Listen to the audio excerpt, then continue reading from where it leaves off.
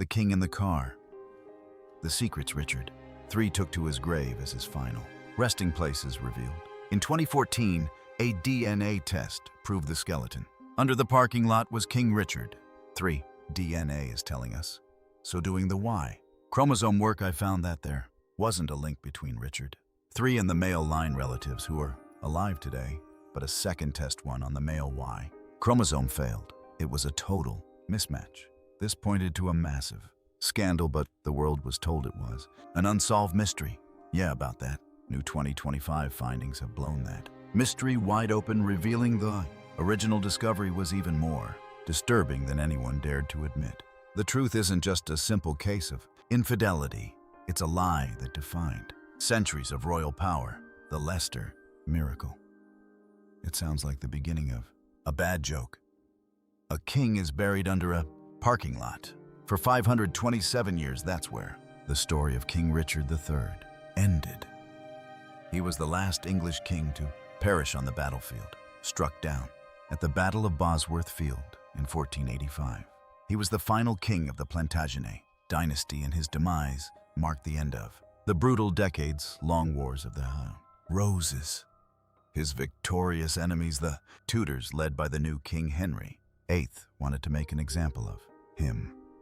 They paraded his unclothed body, slung over a horse through the streets of Leicester. It was the ultimate act of humiliation, a message to all of England. This dynasty is over. After that, he was given a simple burial in a simple grave at a church known as Grey Friars. But here's the catch. History moves on. Just a few decades later, during the Reformation, the church was torn down. Its stones were carted away. Its land was sold, paved over, and repurposed. Within a few generations, the exact location of the king's grave was lost. It just vanished. Legends sprang up claiming his bones were dug up by a mob and thrown into the nearby River Soar. He was, for all intents and purposes, completely lost to history, remembered mostly as the monstrous, deformed villain in Shakespeare's famous play. That is until a screenwriter named Philippa Langley had a hunch. She became obsessed with Richard, not as the monster, but as the man. She felt the historical accounts were nothing but Tudor propaganda.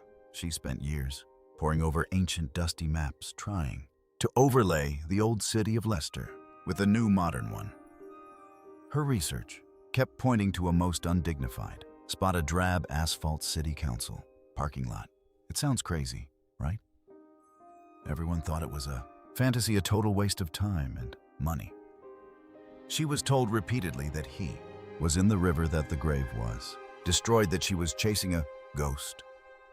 But she convinced the University of Leicester to take a chance.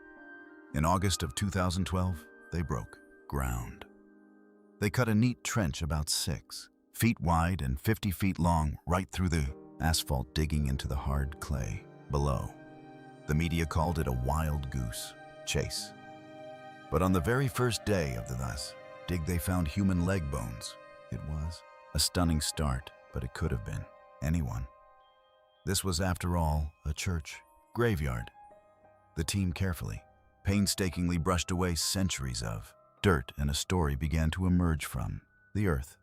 The skeleton, officially named Skeleton 1, was found in a grave that was crudely dug, and get this too, short for the body. This forced the head into an awkward propped-up position. This was not the burial of a beloved monarch. It was the hasty, disrespectful work of his enemies. The skeleton belonged to a man in his early 30s. Richard was 32 when he met his end. The bones themselves were riddled with injuries, 10 of them in total. 8 were to the skull. This wasn't a random arrow. This suggested a brutal personal attack after his helmet was lost or removed in the chaos of battle.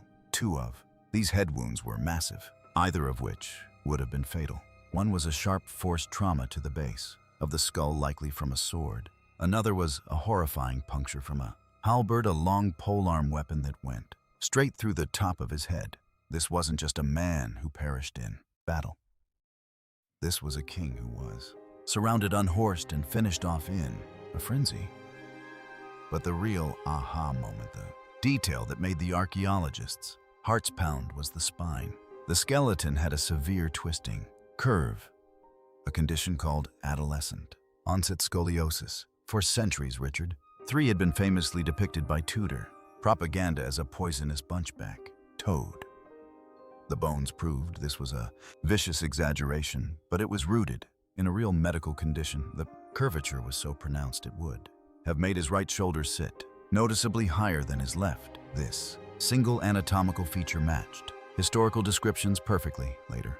Analysis of the teeth and bones using a technique called isotope analysis revealed a diet rich in seafood and wine, the kind of expensive food only a high-status individual could afford in the 15th century. Everything was pointing to one unbelievable conclusion. They had found him. Still, this was all just strong circumstantial evidence. To be 100% sure, they needed something more powerful, something that couldn't be disputed. They needed to read the story written in his genetic code. The bones had told a story, but his blood was about to scream a secret. The perfect match and the impossible break with the skeleton of a potential king lying in their lab. Scientists at the University of Leicester faced a huge challenge. Getting usable DNA from bones that have been in the ground for over 500 years is incredibly difficult. And that's putting it lightly. Ancient DNA degrades over time. It shatters, breaking into tiny, fragmented pieces like a priceless vase dropped on a concrete floor. Even worse, it's easily contaminated by the DNA of everyone who handles it. We're talking a single skin cell, a sneeze, or a stray hair from an archaeologist. The team, led by geneticist Dr. Turi King, had to work in sterile cleanroom conditions. They wore full protective gear, looking more like astronauts than historians.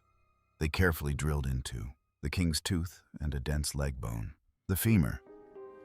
These are the best places to find preserved genetic material locked away from the elements. Their goal was simple: find a living relative and see if the DNA matched. So here's the deal. Most of our DNA, the stuff that decides our eye color and height, gets shuffled with every generation. It's a mix from mom and dad and their moms and dads. It's useless for tracing a specific line over centuries. But there are 2 exceptions.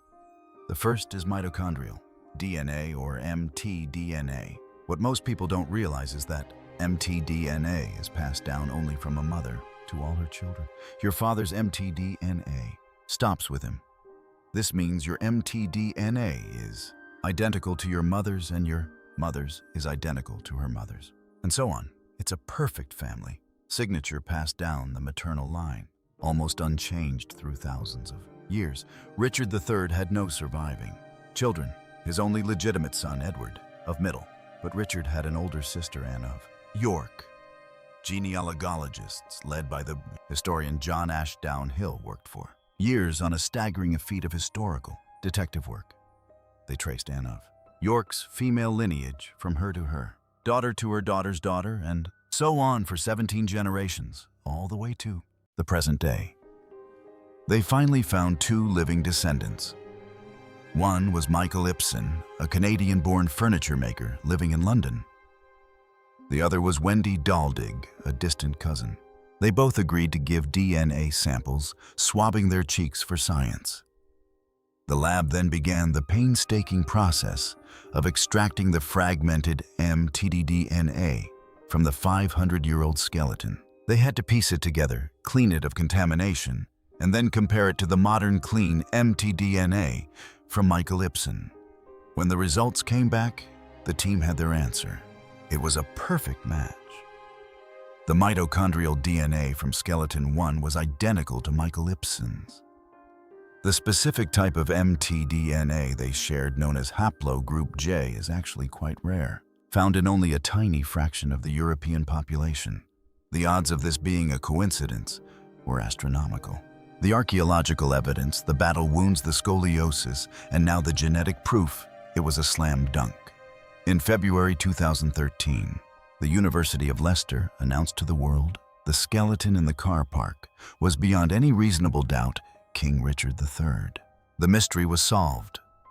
The world celebrated. But the scientists weren't done. They had another test to run, and this one would blow the whole story wide open. They decided to look at the second type of special DNA, the Y chromosome. This is the piece of DNA passed exclusively from father to son, just as amTNA is passed from mother to child. It's what makes a male male, and it also acts as a paternal family signature. In theory, Richard III's Y chromosome should match that of other men descended from his male line ancestors.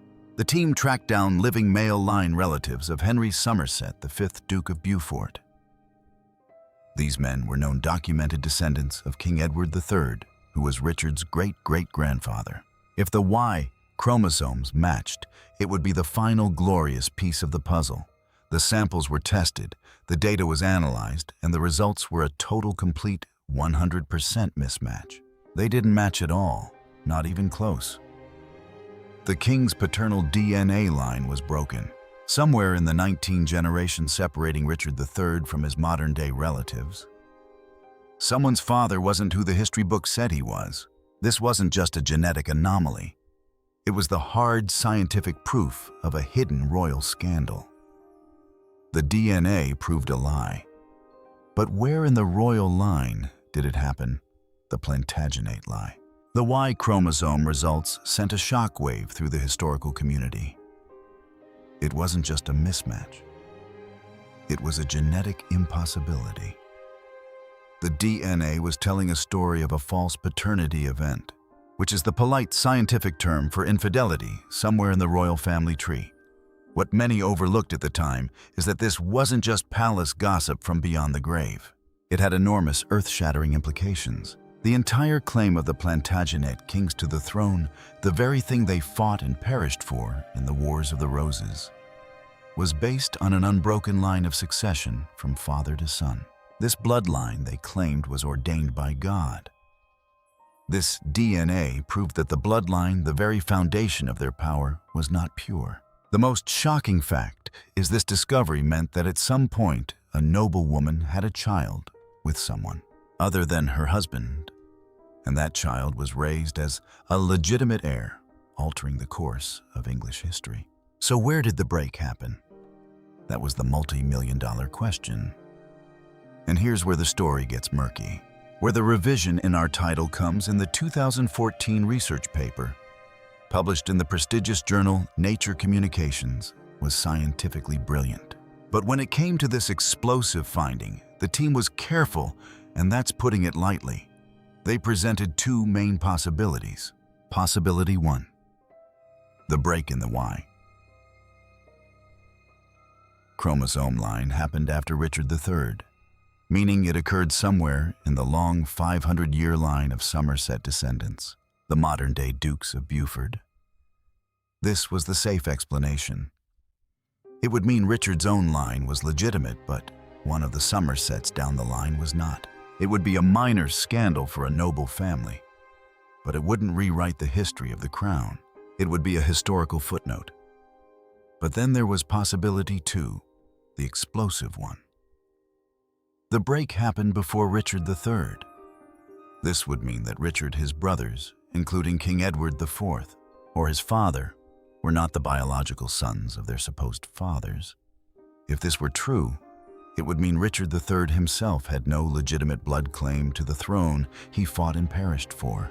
And get this, it would also mean his brother King Edward IV, the father of the famous princes in the Tower, was also illegitimate.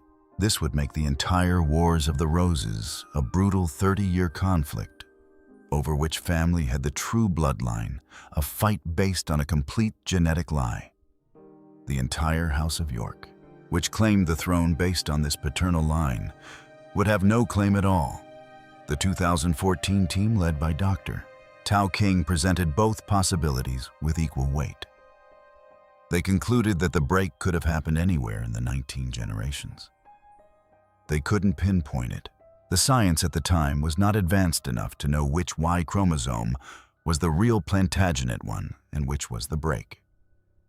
By being so cautious, they effectively revised the discovery's impact. They softened the blow. They buried the lead. What most people don't realize is that this vagueness allowed the world to focus on the good news. We found the king, and to treat the Y chromosome mismatch as a quirky, unsolvable footnote. It was just too explosive. It questioned the legitimacy of the entire York dynasty, and by extension, the Tudor dynasty that followed. The implications were so vast, so disturbing that the scientific community just let it sit. Everyone was obsessed with the fact that modern science had found a king. But what they missed was that the same science had also proven that he wasn't a king. At least, not by the rules he himself lived and perished by. The truth is, these false paternity events are not rare. Modern genetic studies estimate they happen in about 1 to 2% of births per generation. Over 500 years and 19 generations. The probability of at least one such event occurring becomes very, very high. But this wasn't just any family. This was the royal family where legitimacy was everything. This discovery adds a layer of delicious irony to Richard's story. His own claim to the crown was based on declaring his nephews, the princes in the tower, illegitimate.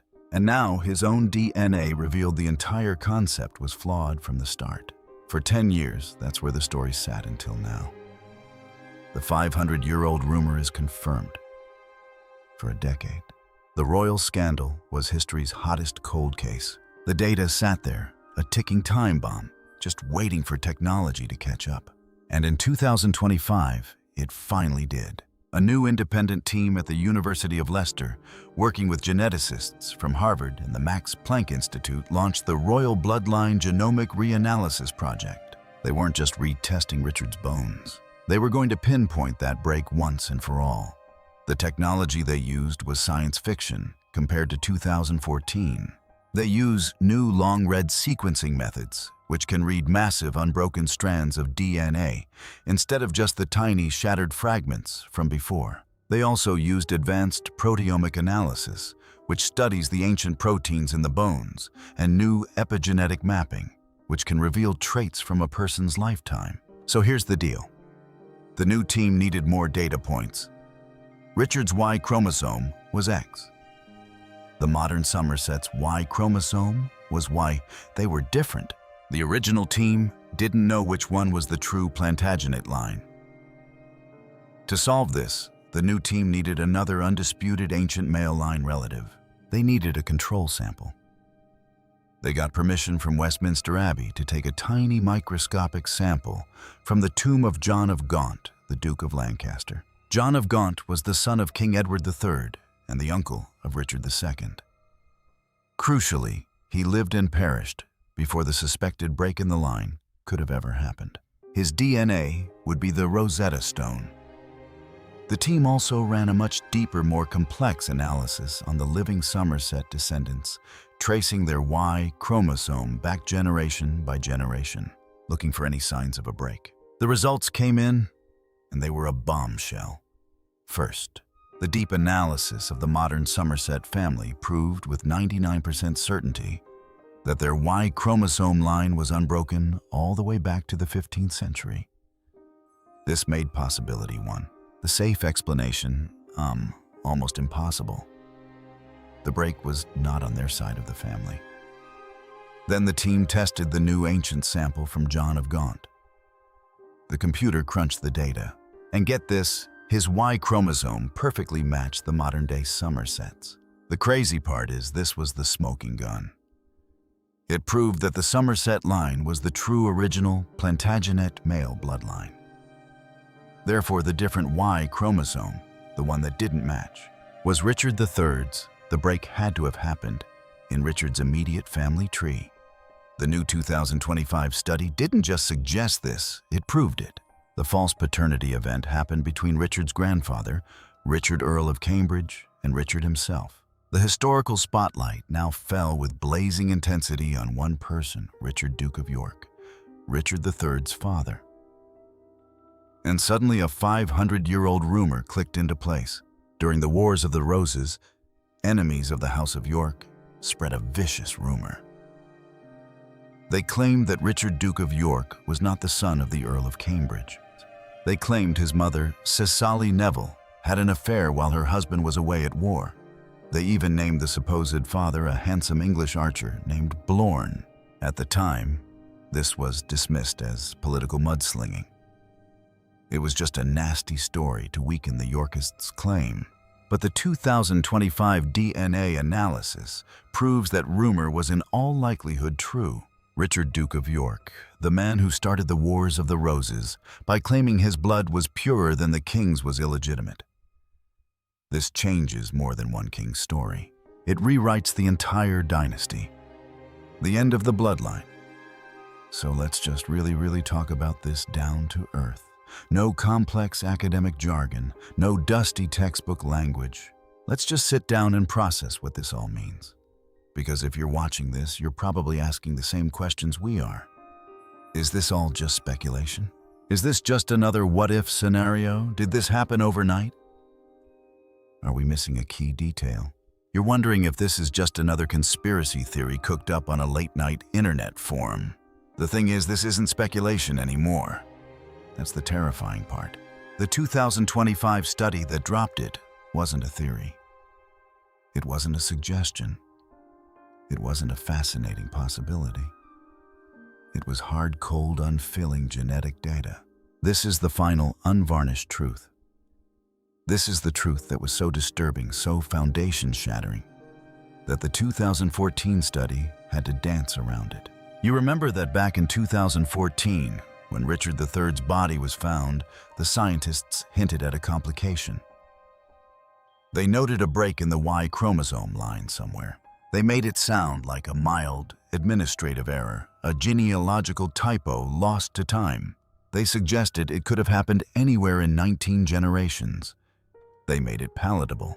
They made it safe. But the 2025 study, this was the uncensored version. This was the director's cut.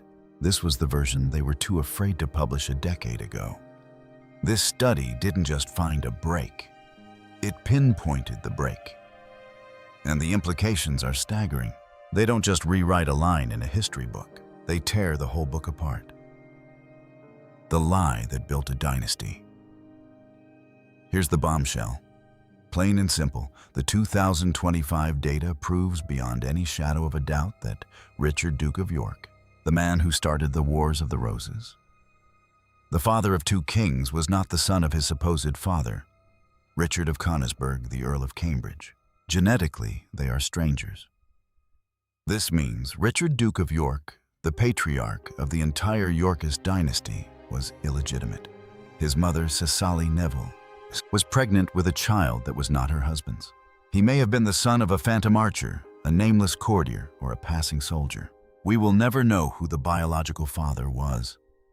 We only know who it wasn't. And if the Duke of York had no claim, what does that mean for his children? It means his son, King Edward IV, the handsome, popular, charismatic warrior king who charged into battle and took the throne, had absolutely no genetic right to it. Zero. None. It means Edward's sons, the tragic princes in the tower, the two little boys who were locked away and vanished from history.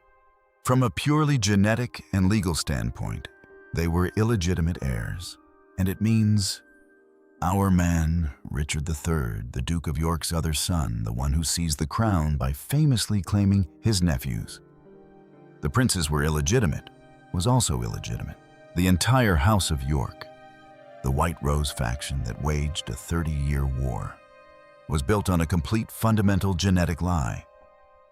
Entire 30-year war that tore England apart. A conflict so brutal, it has a body count in the tens of thousands. A war that saw entire noble families wiped from the face of the earth.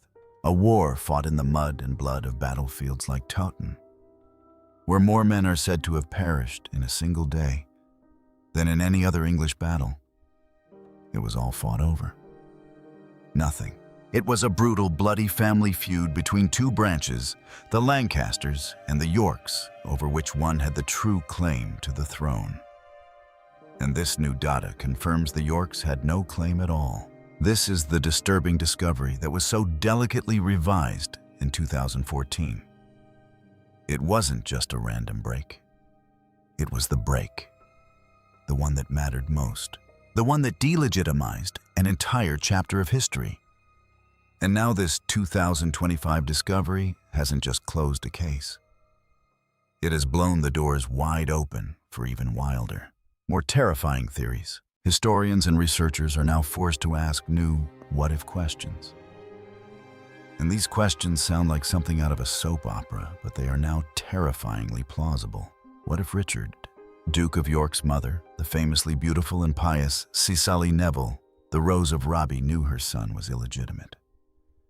The official story has her husband, the Earl of Cambridge, away on campaign while she conveniently gives birth to a healthy son, Richard.